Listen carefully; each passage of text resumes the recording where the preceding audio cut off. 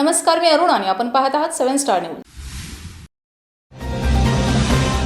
विटा शहरातील पार्किंगचा प्रश्न 10 दिवसात सोडवा अन्यथा रास्ता रोको करणार असे निवेदन मनसेचे तालुका अध्यक्ष साजिद आगा व त्यांच्या सहकाऱ्यांनी प्रांताधिकारी डॉक्टर विक्रम बादल यांना दिले। विटा शहरात पार्किंगचा प्रश्न दिवसेंदिवस अधिक जटिल होत आहे।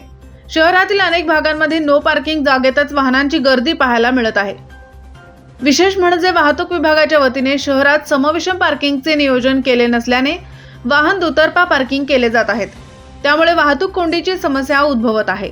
झपाट्याने विकसित झालेल्या विटा शहरात पार्किंगच्या नियोजनाचा बट्ट्याबोळ झाल्याचे चित्र दिसत आहे। या विटा शहरात वाहनांची संख्या वाढल्याने अनेक ठिकाणी रस्त्यावर मिळेल तिथे गाड्या पार्क केल्या जात आहेत। यात विटा ते कराड मार्गावर दगडी पाण्याची टाकी ते सेंट्रल हायस्कूल पर्यंत हा प्रश्न अधिकच गंभीर झाला आहे। अशातच पालिकेने विकास आराखड्यात पार्किंगसाठी व विविध सामाजिक कारणांसाठी राखीव ठेवलेल्या भूखंडांचा वापर होत नसल्यामुळे पालिका व वाहतूक पोलिसांचा असमन्वयाचा फटका पार्किंगला बसला आहे।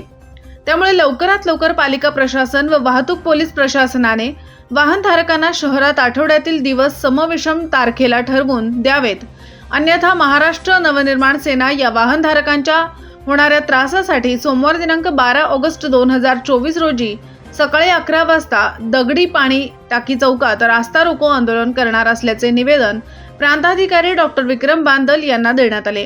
यावेळी मनसेचे तालुका सचिव मिलिंद पवार, शहर अध्यक्ष कृष्णा देशमुख, शहर उपाध्यक्ष अपुल बुधावले, प्रवीण कदम, गोरख बुधावले, सत्यजित माने व महाराष्ट्र सैनिक उपस्थित होते।